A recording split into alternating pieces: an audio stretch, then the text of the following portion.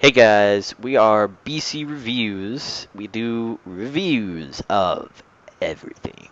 Just everything.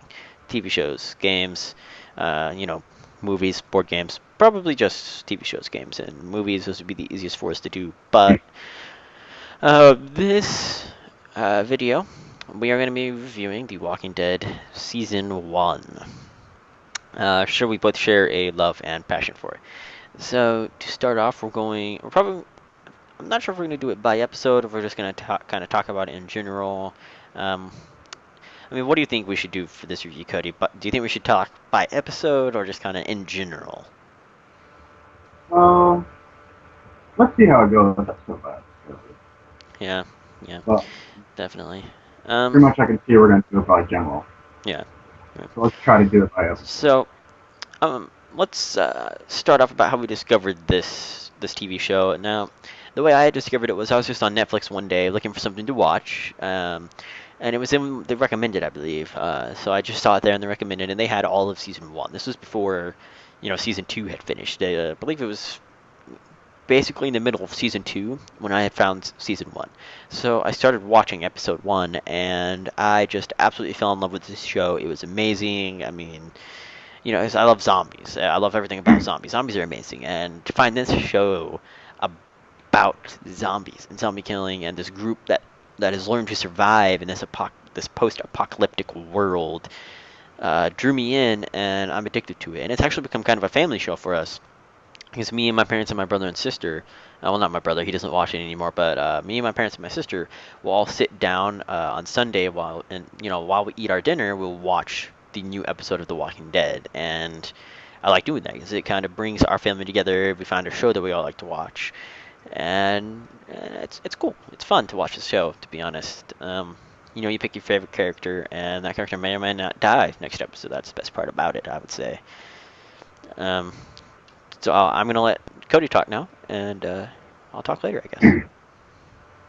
All right. Well, I'm going to say how I discovered it. And like said here, it's a family thing here for me.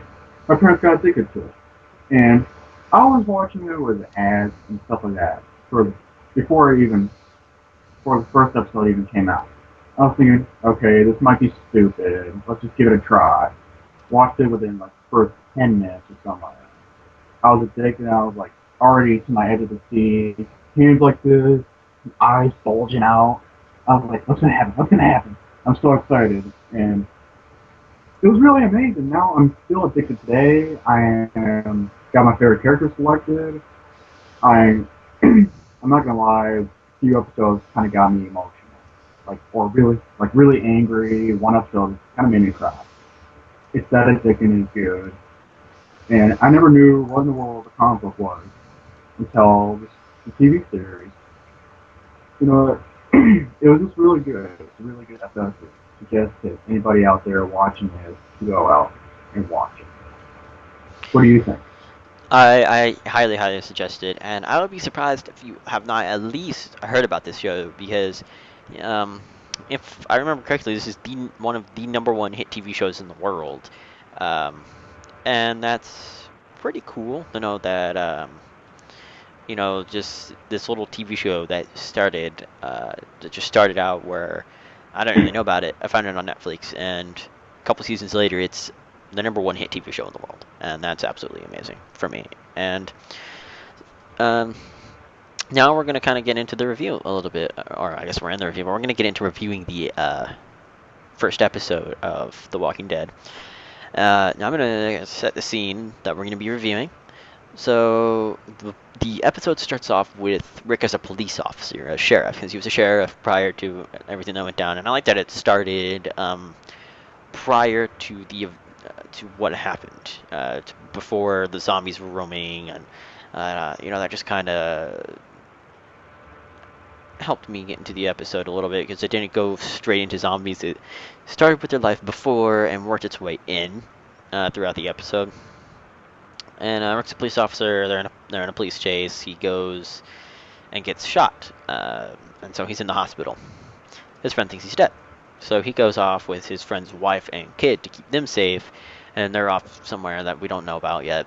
And he wakes up. He doesn't know where his family is, if they're alive or dead, or if they're seriously injured.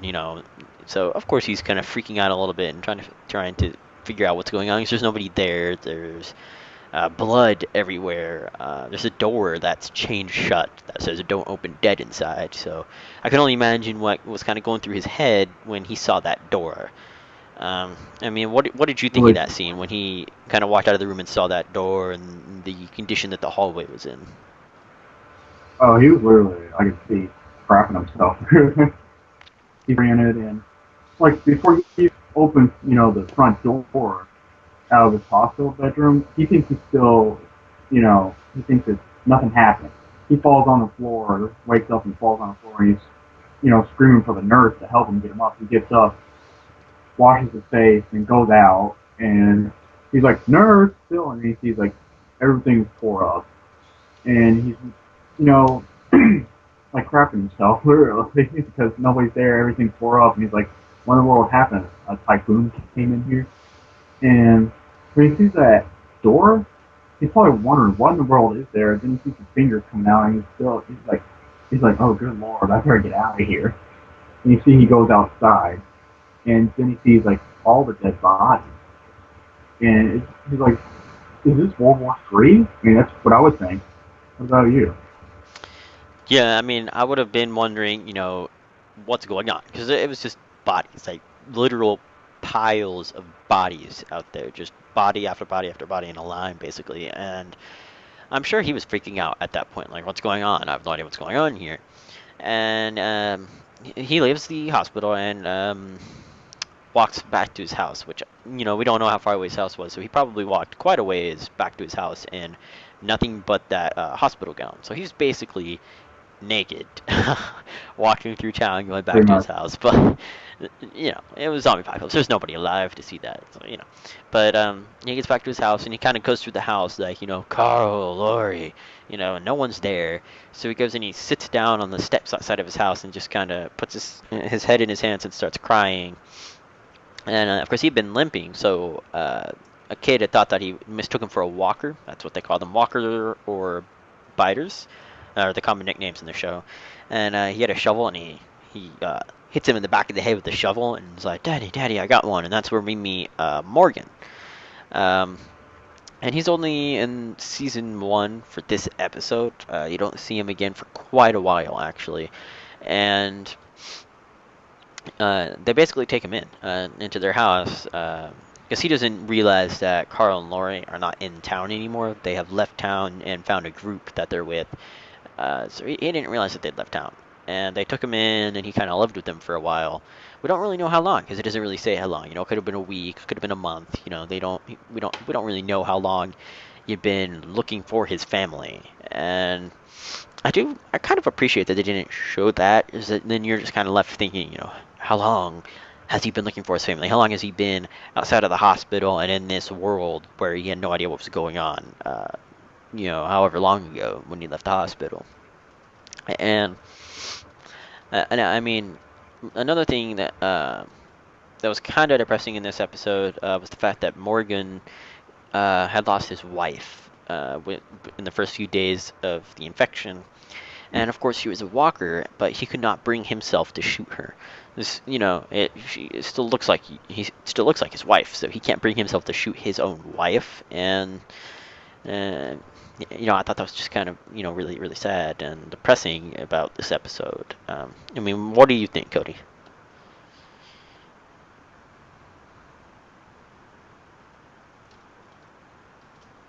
Didn't give me emotional, like, yeah, those little things, it can, it grabbed me in. That's what grabbed me in. Like, oh wow, he couldn't shoot his wife down. And she's still walking around the town, that little neighborhood she's in. And once the son sees her, I mean, the son, Dwayne, he starts panicking, he cries, and freaks. So, and she still looks a little bit human and everything. If you Yeah, notice that, she still looks a little bit human yeah. instead of, all Walker mode. Yeah, and you can kind of tell But, that she might recognize the house, like, hey, I lived here. And that's probably why she stays around the house, because she doesn't wander off. She wanders wanders around in front of the house. She never wanders off. So it's kind of like maybe she recognizes the house. Maybe they don't lose all of their humanity when they're turned into these zombies. Then you're kind of like, it'd probably be worse to get bit and then not be shot in the head or something, so you don't turn into one of these things. I feel like the people that are turned into these things suffer a little bit. If they don't get laid to rest, they are walking dead, basically. Hence the name of the show, The Walking Dead. And we progress through the episode a little bit. They go to the police station and get guns and shower. And then Rick leaves town and goes to Atlanta, I believe. And that was a mistake. Because he thought there was like a camp there that he could go to, and he thought, my family's probably there, so I'm going to go there and check it out, see if they're there. There was not a camp there. It was just full of walkers. So he was lucky enough to find a small group of survivors there that saved him from those walkers. So now he's with this small group of survivors who are Glenn, Merle, and Andrea, and who's the last? Dog. I can't remember the Hispanic guy. Jackie was the girl. Yeah, I don't remember the Hispanic guy's name. I mean, he wasn't there past like episode 3 of season 1, I think. So I don't think he actually had a name. Otherwise, I'd probably remember his name. But it was just those people that were there. And they were in kind of a department store building kind of thing, and they couldn't get out because there were too many zombies. So they were basically stuck there. And I kind of liked that he found more survivors, because you're kind of like, all right, so there are still people that are alive. It's not all, dead people that are walking around without intent of going anywhere. And that was kind of reassuring that, all right, this show's going to go somewhere. And that's one of the things that kind of hooked me on the show is, all right, there's this group of survivors that he's not come into contact with, so I'm going to keep watching this show, see what happens. I mean, what did you think? It's also the episode where you learn that sound attracts walkers. Gunshots, anything, they'll attract them for miles, and they will come for miles and walk in. It's also where you learn you've got to get along with anybody to survive. That's referring to you, Merle, which is also my second favorite character. Yeah. Later we'll talk about my first favorite character. But, yeah, you find out a little bit about Merle Dixon. You haven't seen him yet. I mean, you see the first characters we talk about, Andrea, Glenn, T-Dog, that Hispanic guy, and Jackie in there. Then you hear the gunshots going off, and they're like, oh, good Lord, Dixon. Then you see him, and I knew who this guy was, Michael Rooker. I am a fan of his movies. Love him, detest. I'm not gay, but love his acting lyrics. It's awesome. He like plays a badass character. Anyway, they're like, they yell at him. They're like, Dixon, aren't you crazy? And he's like, well, yeah, we're going to survive. We're going to take down some of these walkers. You got to be more polite with a man with a gun. I mean, it's common sense, right? Right. Then you see, like, that T-Dog starts, telling Dan, like, you're crazy or whatever. And he's like, I got to take orders from this taco. Because now I got to take it from you. That'll be the difference. Then he's like, oh, it is. And people are telling T-Dog to calm down. Tell him, like, knock it off, forget his name. Basically, he's provoking Merle to say something, and also Merle was provoking T-Dog. So Merle says he's the N-word. And they get into it, and Merle takes him down, no problem. And he takes also the Hispanic guy down. And you see Merle goes, all rogue. And he's like, all right. He's like, I'm going to put myself in charge. Like, who votes? He's basically brandishing a weapon to them, saying, like, who votes? And we also forget that he punches Rick, and he forgets Rick's right behind him, and Rick grabs his weapon and bashes his head in, and handcuffs him there. What do you think about that? What do you think about Merle Dixon? I mean, when you first meet Merle, he's basically sniping out the zombies, as Cody said previously, and you kind of think, all right, this guy's probably crazy. And, Merle and T-Dog get into a little fight, or, they start fighting back and forth, and then Merle says the N-word, and he wants him handcuffed, like Cody said. So, not going to go into detail there, but you know what happened. And You also see that Merle got a little packet with him as well. yeah, and I mean, I didn't really like Merle at that point because he came off to me as white trash, and I did not like that about him. I mean, the character himself was, one of those like, oh, he's crazy, but he will be extremely helpful to the group kind of guys. So I liked him because for that. But he was basically white trash. But he was obviously redneck, white trash, all that kind of stuff. And I mean, he was definitely crazy, very very crazy kind of a character. But another character that's there that is one of my favorites is Glenn, and I've actually met the actor that plays Glenn, which is Steven Yeun. Met him at Comic-Con this year, and he's pretty cool.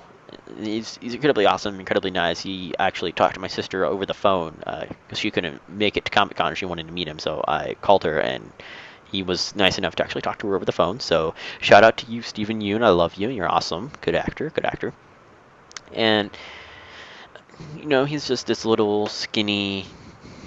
I think he's Asian or Chinese. Japanese. I don't know. They look the same to me. Korean maybe. I don't know. They all look the same to me. But he's something. He's some sort of Japanese, Chinese race, something like that. And he's Korean. Oh, Korean, right? I knew that. Just testing Cody. I totally knew that, but yeah, I know that was kind of racist, but I can't tell them apart, to be honest. But he's getting introduced, and he's kind of the guy that made a plan to get. There was a van that was parked, and he came up with a plan. Or no, I think it was kind of Rick and Glenn that came up with a plan. Because they were like, hey, they're not attracted to the smell of the other walkers, so let's kill some and smother ourselves with the blood and guts of that and see if it works. And it worked. They got an axe, they cut the zombies open, smeared the blood and guts all over themselves, and walked out into the big group of zombies that was out there, and they did not react at all. They thought they were just more walkers. So they walked to where the van was parked and basically got the van and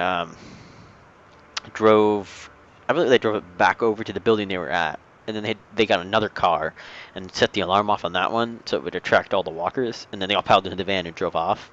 And Glenn drove the Mustang, I believe it was. Or no, it's not a Mustang, it was I think it was a Dodge Challenger. It was a very, very nice car.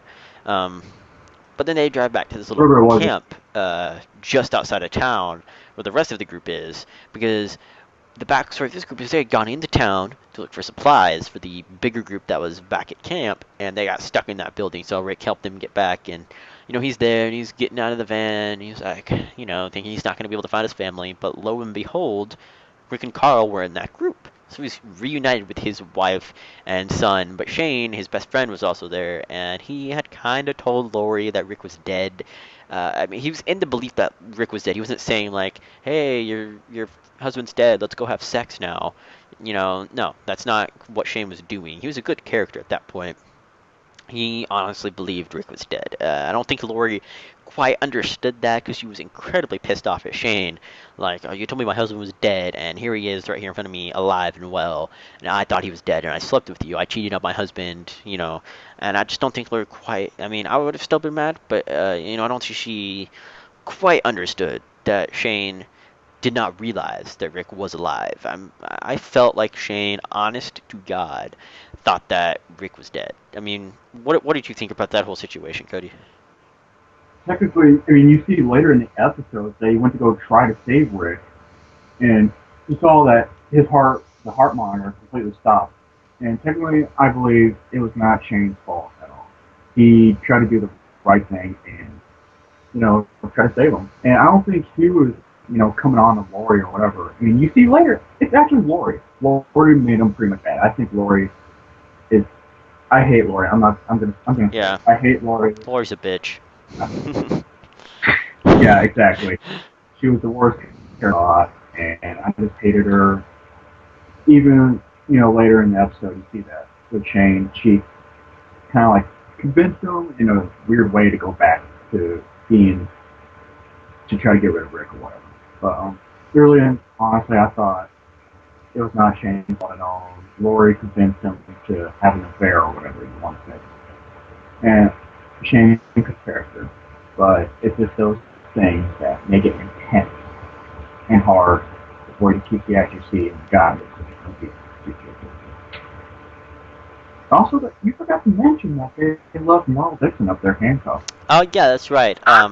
When they were leaving, there were walkers getting up onto the roof because they'd busted through the door, and so T-Dog had run over and was quickly trying to get the keys out to unhandcuff Merle and take them with him, but he tripped and the key fell down a pipe, and so he lost the key and he had to get up and leave Merle there. So Merle was left on the roof of that building, and we don't know what happened to him. Well, we do know what happened to him, but I'm not going to spoil it right now, because you kind of see that towards the end of this different episode, which we'll be getting to. So don't worry, we just don't want to spoil it. Now, fast forward again, we're back at the camp, and let's introduce ourselves to some new characters that are now here. So we already know Glenn, Andrea, Rick, Carl, Lori, Shane, and Merle. But now we've got my personal favorite character, Merle's brother, Daryl. I have a literal man crush on this guy. He is so awesome. And I know all the girl fans of this show love him. And then we've got, I forget his name, some old guy who I don't remember the name of. What was his name, Cody? His name was Dale. Yeah, that guy. And then we got Ed, who's Carol's wife, and then we got Carol, and then we got another kid, a little girl by the name of Sophie, who's Carol's daughter. And then we got, and we already know the other two women. And then we got, who else is new? And then we got the Hispanic man's family, who we don't know the names of, because they weren't main characters, really. They left after the end of episode 2, I think. Yeah, would have been episode 2 or 3. So we never knew their names. And then, there's T-Dog, and yeah, that would cover all the new characters that came in. So we're introduced to all those new characters that are in the group, and they just kind of go about what they're doing. And then the women are down by the this big pond that was there. They were doing the laundry, and Carol's husband Ed. They're in an abusive relationship, so he's down there and he's yelling at her, he's calling her names, trying, because he doesn't want her down there with all the other girls because she's happy, and I guess he just doesn't like seeing her happy for whatever reason. And so he's down there and he starts hitting her and dragging her away, and Shane comes up and he's already pissed off about Lori being mad at him. So when he sees Ed abusing Carol, he walks up, pushes him to the ground, he gets on top of him, and just starts, punch after punch after punch after punch after punch. And I thought that's really one of my favorite scenes in the entire show. That was one of my favorite scenes, when Shane just went up there and showed Ed who was boss, and you were not to touch women like that. I mean, what did you think, Cody? Oh man, yeah, like you said, we kind of skipped it. When Shane is trying to be good to Lori and Carl, he's trying to, be good to, he's not trying to take over as father figure like Lori thought he was. He was trying to, be good and, and look after Carl while like Rick is, getting back and getting used to his wife or whatever you want to say. So he took Carl fishing or whatever you want to call it, and Lori did not like it and took him away. And, cuss Shane out or whatever. He said, "You did enough. You're a liar," whatever. Get out. So then you see, like says, Ed, smack Carol. And so Shane grabs him and, starts wailing on him, literally. So pretty much he's just taking his anger out on Ed. He's doing the right thing, but he's taking his anger out. And really, wow, I mean, leaves him with a disgusting face, literally, eye bulged out. And I mean, what do you think, man? That was disgusting. I mean, it's just kind of one of those scenes where it's like this happened, and people may or may not like that it happened, and it was surprising that Laurie was still mad at Shane after quite a while. But we go to the next episode, and they're like, we can't stay here forever. And well, actually, at the end of episode 1, I believe, um, some no, it would have been like episode 2-ish, end of episode 1, beginning of episode 2-ish. Um, Rick, Daryl, T-Dog, and I believe Glenn all left to go back to town to look for Merle, because Daryl was pissed off that they left his brother up on that roof. So they went back. Very. Yeah, very, very pissed off. So they went back to find him, and they get up to where that roof is, and they find not Merle, but Merle's arm. Merle had cut off Yeah. his arm to get out of the handcuffs and get away. And that was very shocking, because I knew Merle was a white trash, redneck, tough son of a bitch, but I did not think he would ever cut off his hand to get out of these handcuffs and run off. Uh, I had different thoughts running through my head, like, oh my god, he cut off his hand, there's blood everywhere, he's probably dead. I mean, what were you thinking when you saw this scene? Yeah. Speaking of that episode, I mean, you see that he's having a heat stroke, and he's just talking to himself, and he's like, literally picking a fight with the ants. I believe you see on the floor, and you see that he starts talking about his past to whoever's there, which nobody's there. You learn that I believe he was a sergeant in the army, and he got kicked out for punching a higher superior officer and knocking his teeth out, and he got arrested. So before the apocalypse happened.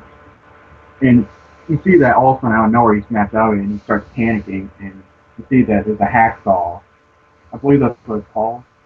He takes off his belt and he starts whipping it like a whip to try to grab it. Right. Or you find out that he cut his hand off. And Yeah. Daryl super pissed at that scene as well. He's screaming on top of his lungs, no, no. Then he points his awesome badass crossbow to T-Dog. Then you see Rick points the gun and says, I don't care if any walkers around here hear from I will kill you. We do not kill the living, which that is Rick's rule. We do not kill the living. Right. Right. And then after that happened, they got Gerald to calm down, and they're like, you know what, he could still be alive. Let's follow this blood trail and try and find Merle. And so they follow the blood trail, and basically they don't find him. So then I believe, Rick had left a bag of like shotguns and rifles and ammunition for those guns out in the middle of the street, and someone had taken it. So they kidnapped Glenn, and they had to go get Glenn and the guns back, and then they go back to the van, and Merle had taken off in the van. He took off in their van, and I was kind of like, what? I mean, he was bleeding out, probably, one hand, and he sees this van and takes off in it. And now they're stranded in the city.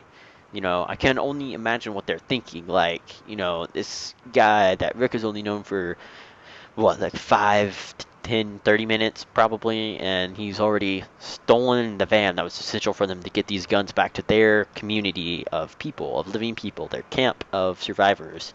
And this guy that he barely knew just took off with their van.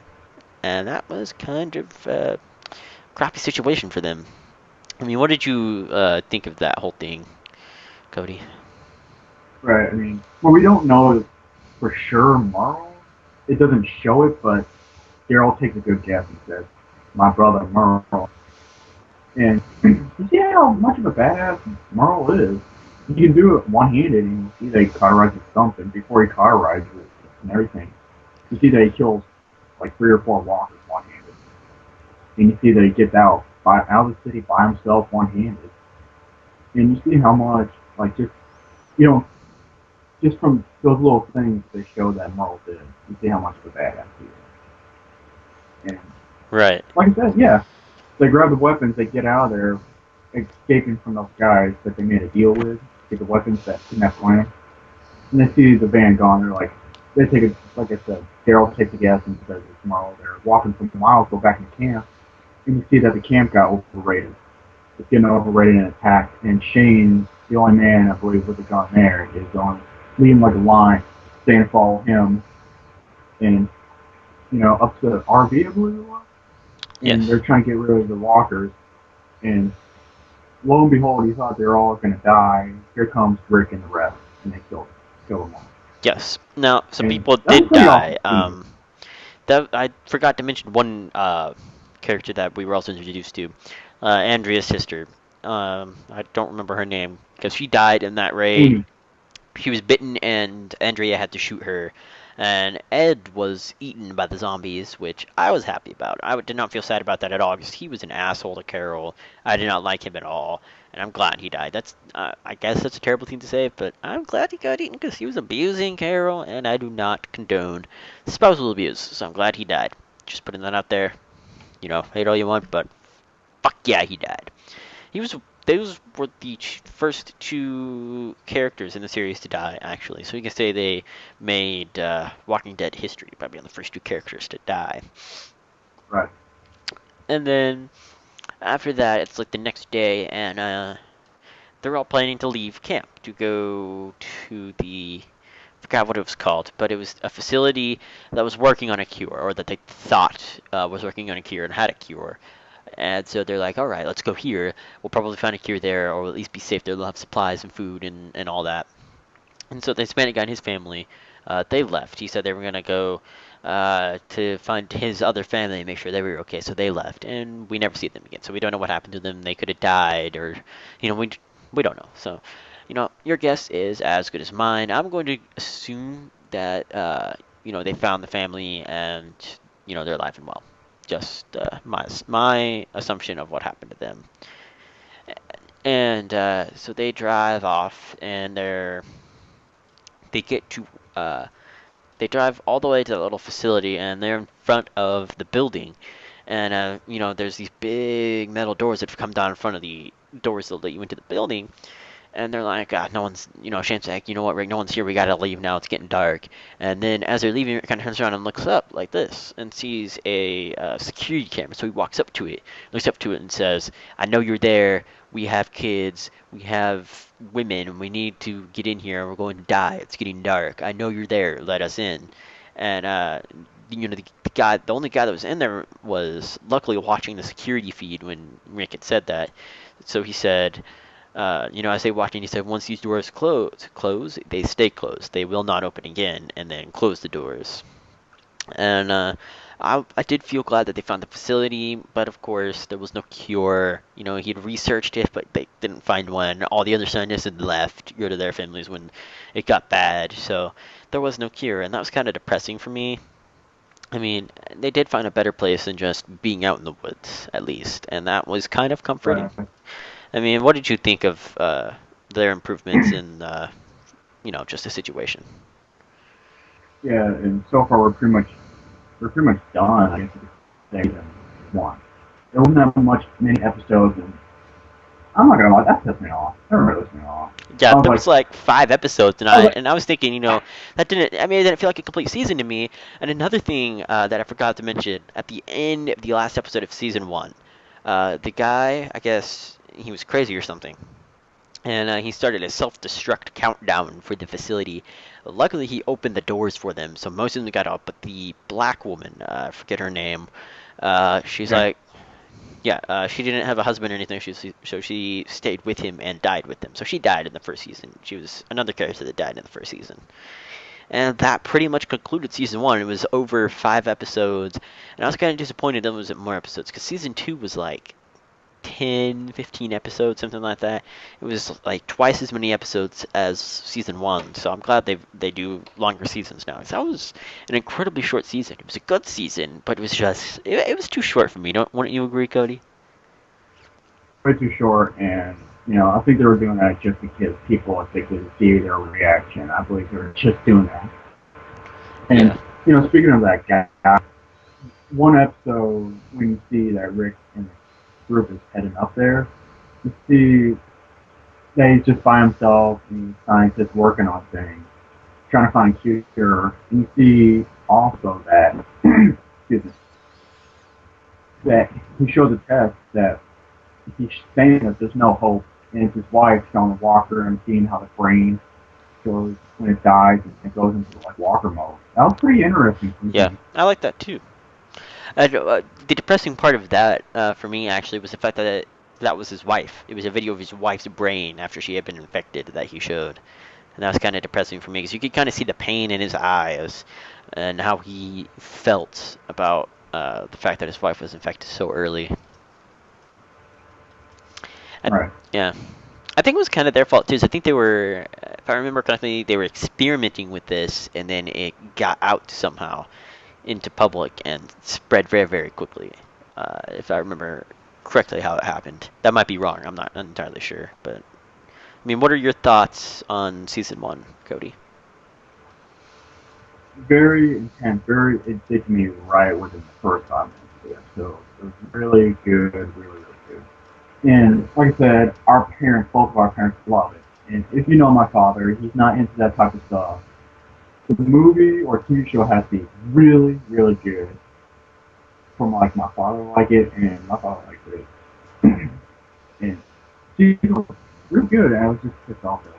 That's what, but great acting. I gotta say, good, good character development on some characters, and Yeah, I'm glad I that. think the only character that really developed was Shane.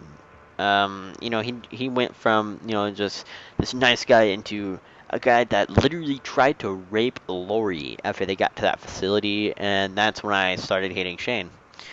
It was not the best thing for Shane to do. Is he tried to rape Lori, and that made me mad, and I started hating him from that point on.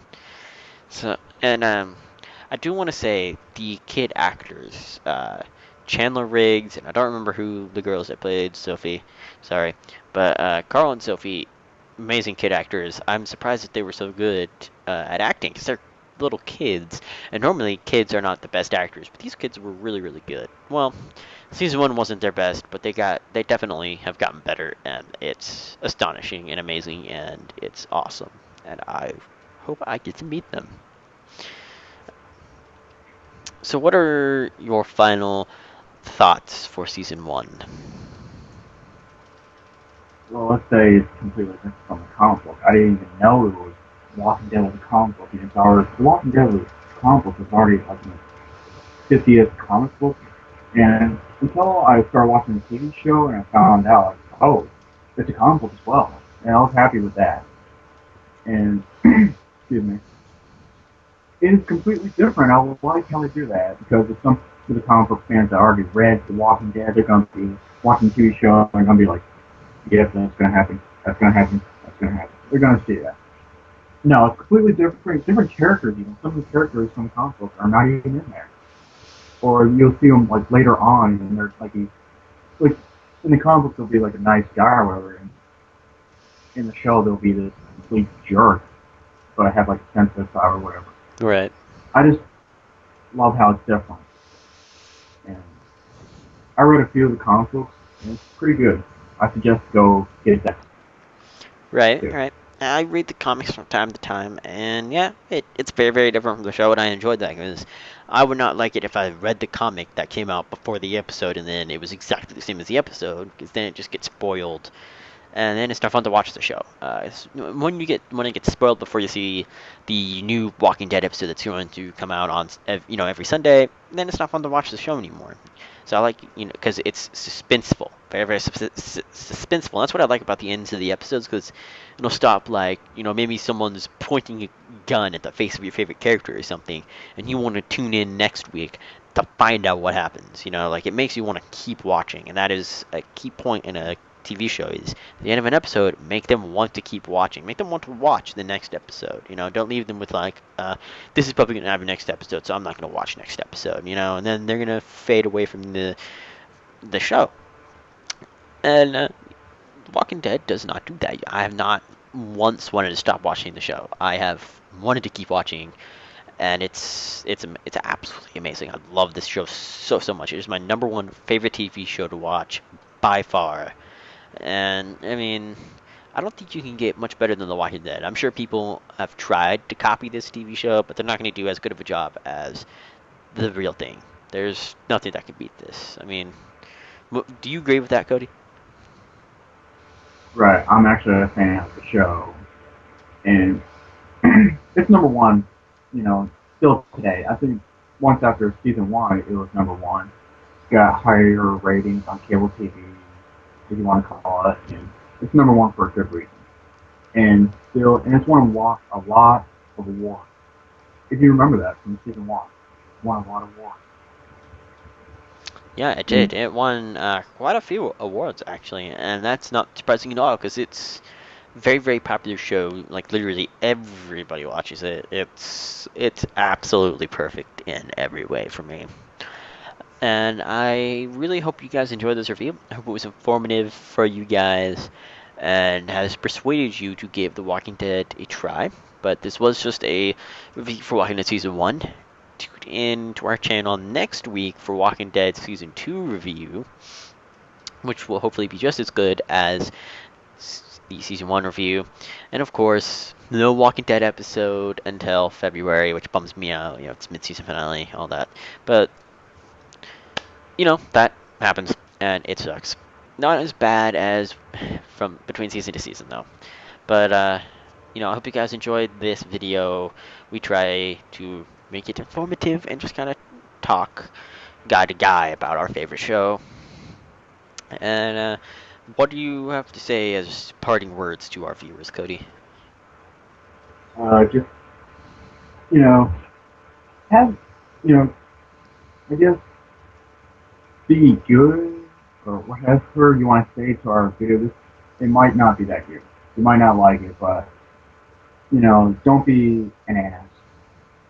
And just leave nasty comments saying like, oh, you guys get zero vagina or whatever you want to say. Yeah.